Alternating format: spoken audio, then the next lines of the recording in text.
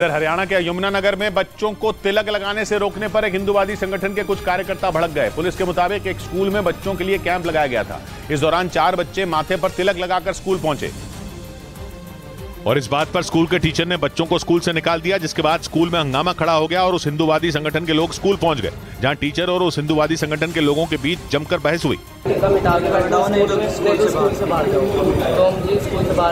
लेकिन मामला यही नहीं थमा। इसके बाद वो लोग सचिवालय पहुंच गए और टीचर के खिलाफ विरोध जताते हुए हनुमान चालीसा का पाठ किया।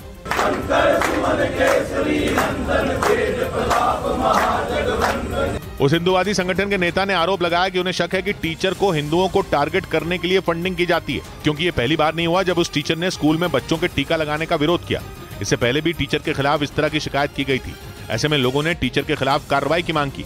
वहीं नाबालिग पहलवान से यौन शोषण मामले में बीजेपी सांसद बृजभूषण शरण सिंह को राहत मिल गई। उन्हें यह राहत पॉक्सो एक्ट केस में मिली। पुलिस ने नाबालिग पहलवान से यौन शोषण के आरोप को खारिज करने की अर्जी दिल्ली की पटियाला हाउस कोर्ट में दे दी, जिसके बाद बीजेपी सांसद बृजभूषण शरण सिंह को नाबालिग के यौन शोषण मामले में राहत मिल गई।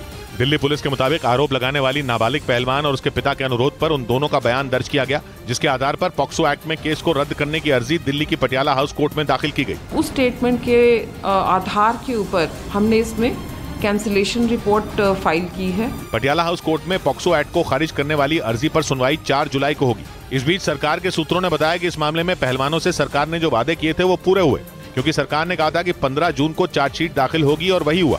इसके अलावा पहलवानों की पसंद और सहमति से 2 नए कोच रखे गए और उनकी मांग के मुताबिक कुश्ती संघ के चुनाव की तारीख भी आ गई।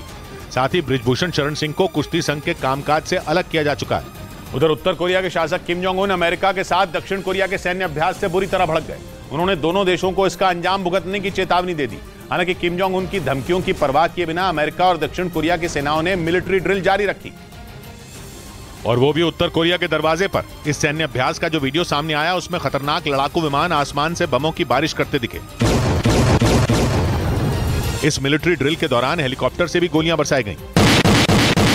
दक्षिण कोरिया के साथ सैन्य अभ्यास में अमेरिका के 2500 सैनिक, लड़ाकू विमान, अटैक हेलीकॉप्टर, खतरनाक टैंक और ड्रोन शामिल हुए, जिसने उत्तर कोरिया के शासक किम जोंग उन को बेचैन कर दिया और उन्होंने अमेरिका पर अशांति फैलाने और युद्ध के लिए उकसाने का आरोप लगाया। इस बीच दक्षिण कोरिया ने दावा किया कि उत्तर कोरिया ने अपने पूर्वी तट से एक बैलिस्टिक मिसाइल दाग दी, जो जापान के करीब समंदर में जाकर गिरी, जिसके बाद जापान में इमरजेंसी के सायरन बजने लगे और दक्षिण कोरिया की सेना अलर्ट हो गई। दक्षिण कोरिया ने दावा किया कि उत्तर कोरिया के पूर्वी तट से दागी गई बैलिस्टिक मिसाइल ने समंदर में गिरने से पहले करीब 1000 किलोमीटर तक उड़ान भरी और जापान के करीब समंदर में जाकर गिर गई, जिसके बाद दक्षिण कोरिया से लेकर जापान तक हड़कंप मच गया और जापान सरकार ने तुरंत ट्वीट करके उत्तर कोरिया के मिसाइल लॉन्च की जानकारी दी।